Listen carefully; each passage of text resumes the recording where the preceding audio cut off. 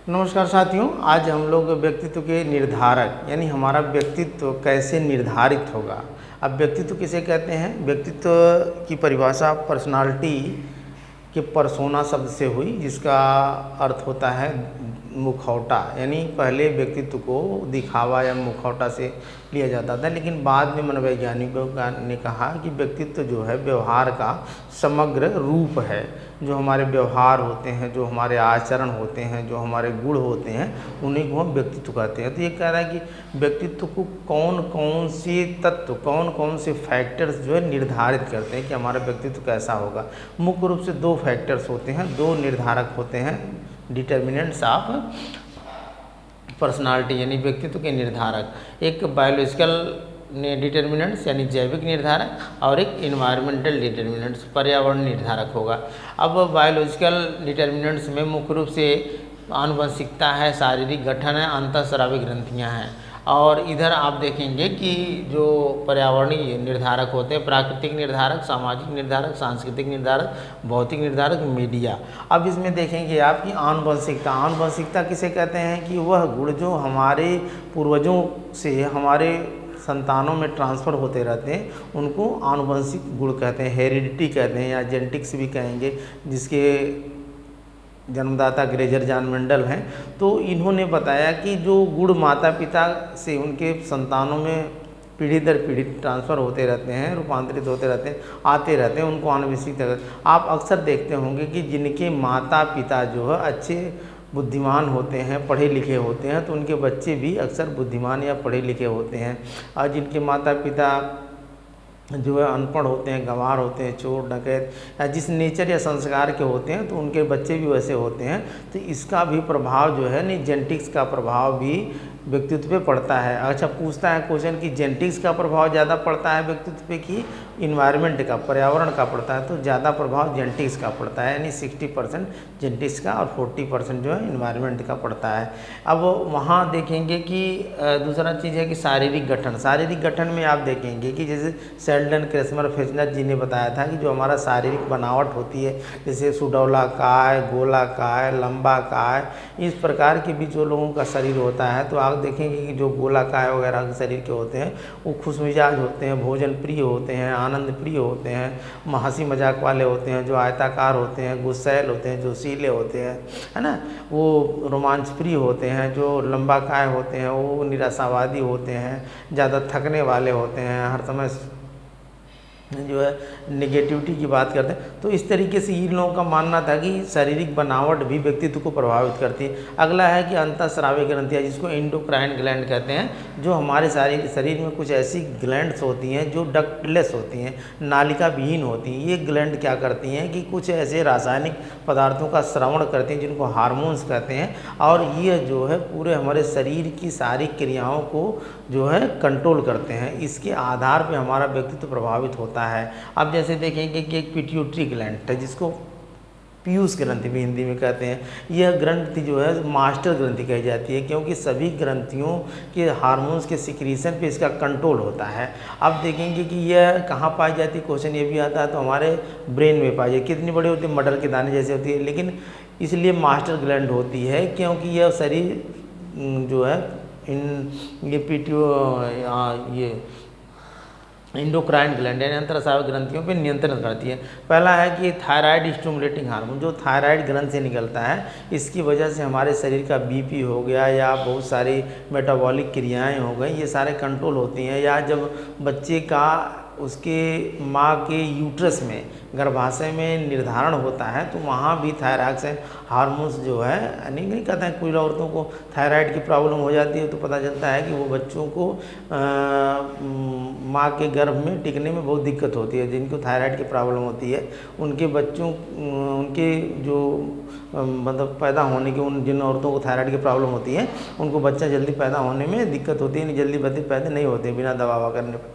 तो इस तरीके से आजकल तो जांच भी हो रही है कि भाई थायराइड है तो है मोटी हो जाएंगे, थायराइड का इलाज करने के बाद ही बच्चे ऐसा होता है। तो फिर उसके बाद आएगा somato stimulating hormone, somatotropic hormone. Somatotropic parathyroid hormone से निकलता है। ये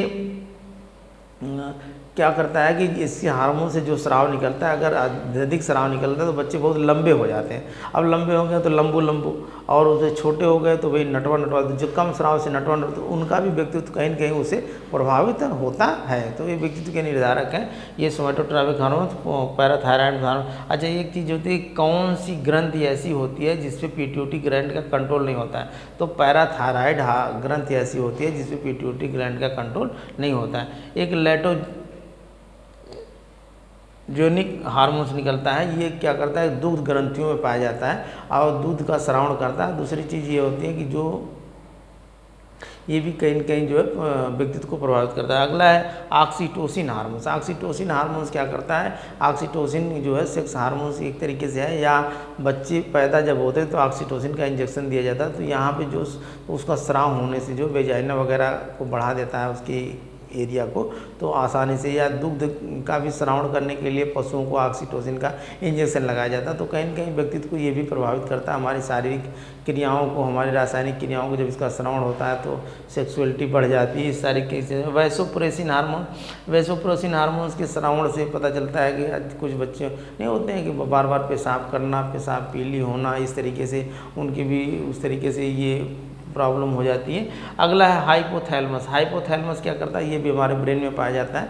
ये भी क्या करता है कि इसकी वजह से कुछ लोगों को बार बार भूख बहुत ज़्यादा लगती है, कुछ लोगों को प्यास बहुत ज़्यादा लगती है, नींद बहुत ज़्यादा आती है, नहीं कहते बहुत आदमी सो रहा है, बहुत बार बार पानी पी रहा है, बहुत खाना खा रहा है, भूख खड़ा है क्या, तो इस तरीके से ये भी जो है व्यक्तित्व को प्रभावित करने वाले हैं। पीनियल बॉडी से सेरोटोनिन हार्मोन्स निकलता है। ये क्या करता है कि जो बच्चों में छोटे बच्चे होते हैं, अक्सर आप देखेंगे कि छोटे बच्चों को नींद ज़्यादा लगती है, क्योंकि सेरोटोनिन हार्मोन जब निकलता है तो छोटे बच्चों को नींद ज़्यादा लगती है। और जैसे जैसे उम्र बढ़ती जाती है वैसे वैसे सेरोटोनिन हार्मोन्स का स्रावण कम होता है और उनको नींद जो है कम लगती है। अधिकतर देखेंगे बुजुर्ग लोगों में सेरोटोनिन हार्मोन से तो निकलता ही नहीं, इसलिए उनको बहुत कम नींद लगती है, लगती भी है तो बस थोड़ा बहुत लगेगी, फिर उसके बाद वो नींद नहीं लगेगी। तो इस तरीके से ये हो गया। अगला है थायराइड ग्रंथ से, वही थायराइड ग्रंथ से थायरॉक्सिन हार्मोन निकलता है जो हमारे बीपी को कंट्रोल करता है, प्लस हमारे जो है बहुत सारी रासायनिक क्रियाओं को, मेटाबॉलिक क्रियाओं को भी करता है। और क्रिटिसिज्म हो जाते हैं इनके वजह से, कुछ बच्चे जो है उनका मानसिक विकास नहीं हो पाता, मंगोलाकार शरीर के हो जाएंगे और पता चलेगा कि बौने हो जाएंगे, शरीर अजीब टाइप का हो जाएगा, सर बहुत बड़ा हो जाएगा और ऊँट मोटे मोटे हो जाएंगे। तो इस तरीके से। अगला है पैराथायराइड हार्मोन, इनके अधिक स्राव से वही सोमैटोस्टिमुलेटिंग हार्मोन्स निकलता है, सोमैटोट्रॉपिक हार्मोन्स। तो ये क्या करता है कि इसके से बच्चे जो लंबे हो जाते हैं तो खली जैसे हो जाएंगे, और इसके कम श्रावण से बच्चे बौने छोटे हो जाएंगे। तो ये भी ये कहीं न कहीं व्यक्तित्व को प्रभावित करता है। थाइमस से जो है जो हार्मोन्स निकलता है, इससे प्रोटीन फार्मेशन होता है। फिर एड्रेनलिन ग्रंथ से एड्रेनलिन हार्मोन्स निकलता है। ये कहाँ पाए जाते हैं, एड्रिनल जो अधिक ग्रंथ होती है इसके ऊपरी सिरे पे, एड्रेनलिन ग्लैंड्स के ऊपरी सिरे पे पाया जाता है। यहाँ से जैसे हमारे शरीर में डर है, क्रोध है और भय है और हताशा है, बहुत सारी चीज़ें हम देख करके जो है भावुक हो जाते हैं, तो वहाँ के लिए ये जो है ये एड्रेनलिन ग्रंथि जिम्मेदार होती है।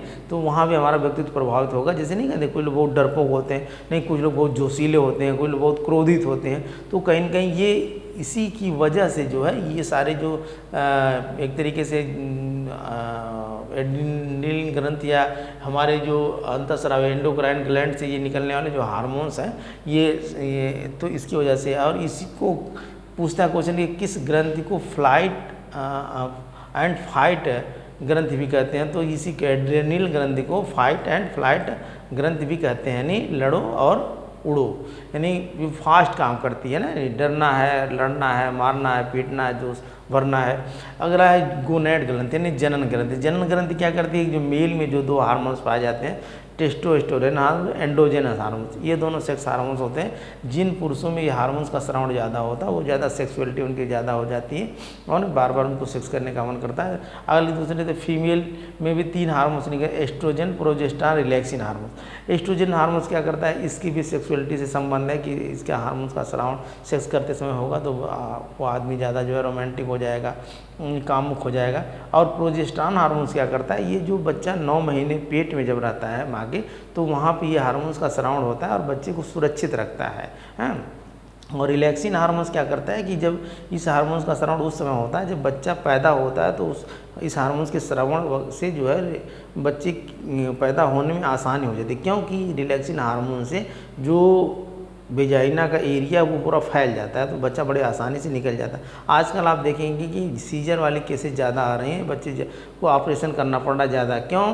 क्योंकि जो बच्चा का गर्भधारण नहीं हुआ 1 महीने 2 महीने के बाद ही उनको दवा शुरू हो जाती है, और उस दवा के कारण जो है दवा खाते खाते इंजेक्शन का यूज़ करते करते पता चलता है ये रिलैक्सिन हार्मोन्स का जो स्रावण बंद होनी, एंटीबायोटिक दवा आप ज़्यादा करेंगे तो ये नेचुरल हार्मोन्स का स्रावण जो है जब पैदा होते समय नहीं होता है। तो जब नहीं होगा नेचुरल हार्मोन्स का स्रावण तो पता चलेगा वेजाइना का एरिया नहीं बढ़ेगा, नहीं फैलेगा। जब नहीं फैलेगा तो पता चलेगा कि बच्चा पैदा होने में दिक्कत होगी, तो डॉक्टर कहेगा कि भाई बच्चे को खतरा है, पैदा नहीं हो पा रहा है, आप ऑपरेशन करिए, नहीं तो बच्चा और बच्चा दोनों को खतरा होगा। तो तुरंत आदमी घबराता है कि भाई किसी तरीके से बचाना तो है ही है, तुरंत ऑपरेशन करता है। ऑपरेशन करने के बाद डॉक्टर कहता है कि अब आपका बच्चा मैच्योर नहीं है, इसको शीशे में बंद कर दिया। पता चलता है ऑपरेशन करते समय वहाँ भी यानी जो बच्चे की माँ होती है वो भी 10-12 दिन एडमिट रहेगी, बच्चे को शीशे में रख दिया जाएगा। पता चल देगा अच्छा खासा जो है यानी डॉक्टर का इनकम भी हो जाता है और आदमी परेशान भी हो जाता है। तो बहुत सारी चीज़ें हैं इस तरीके से। अब पर्यावरण निर्धारक क्या है? पर्यावरण निर्धारक में देखेंगे कि हमारा जो वातावरण के द्वारा भी हमारा व्यक्तित्व, हमारी पर्सनालिटी निर्धारित होती है। कैसे? प्राकृतिक निर्धारक में देखेंगे कि जो हमारे भौगोलिक जलवायु, कहीं कहीं की आप देखेंगे गर्म जलवायु है, कहीं कहीं की ठंडी जलवायु है, कहीं कहीं की जो है अच्छी जलवायु, दोनों मतलब ठंडी गर्मी मिला करके एक तरीके से गुलाबी ठंडी है, कहीं कहीं की बरसात बहुत ज़्यादा होता है। तो वहाँ के रहन सहन, वहाँ के वातावरण, वहाँ के जो आचरण है, व्यवहार उसी टाइप के हो जाएंगे। भाई ठंडे प्रदेशों के लोगों को मीट वगैरह, शराब वगैरह ज़्यादा सेवन करते हैं। जहाँ बारिश वगैरह होती है मछली वगैरह, चावल वगैरह ज़्यादा। जहाँ गर्म जलवायु वहाँ के लोग शाकाहारी होते हैं। तो उस आधार पे भी उनकी जो है व्यक्तित्व का निर्धारण होता है कि उनका यानी भौगोलिक कारण से भी व्यक्तित्व प्रभावित होता है और व्यक्तित्व का निर्धारण होता है। सामाजिक निर्धारक क्या होता है कि जैसे समाज में अब समाज, सबसे पहला तो समाज हमारा क्या है भाई, हमारे माता पिता हैं, हमारे परिवार है, हमारा पास पड़ोस है, फिर बच्चा बाहर निकल के जाएगा समाज में, फिर उसके बाद विद्यालय में जाएगा, फिर उसके बाद धार्मिक संस्थानों में जाएगा और नात रिश्तेदारों में जाएगा।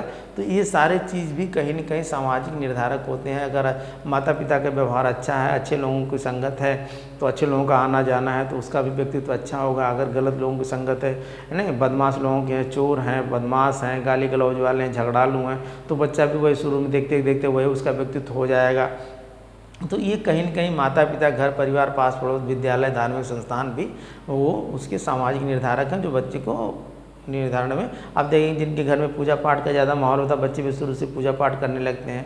तो ये सारी चीज़ें हैं कि जैसे जैसे मतलब ये सामाजिक निर्धारक क्या आएंगे।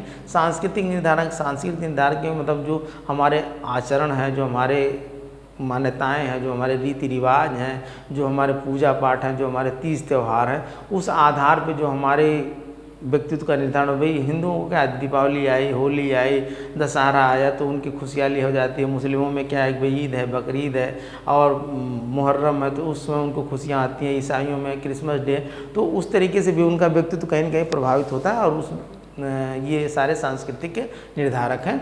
और भौतिक निर्धारक में क्या है, जैसे अमीर है, गरीब है, और लिंग के आधार पे, जाति के आधार पे ये भौतिक मतलब कि बड़े छोटे का अंतर हो गया कि भाई ये बड़े हैं, ये छोटे हैं, अच्छे हैं, बुरे हैं, है ना। तो ये सारी चीज़ें भी कहीं न कहीं प्रभावित करती है हमारे व्यक्तित्व को। मीडिया भी प्रभावित करते हैं, सिनेमा, रेडियो, नहीं आना जाना लोगों का, एंटरटेनमेंट वगैरह जो भी, ये भी कहीं न कहीं प्रभावित करते हैं।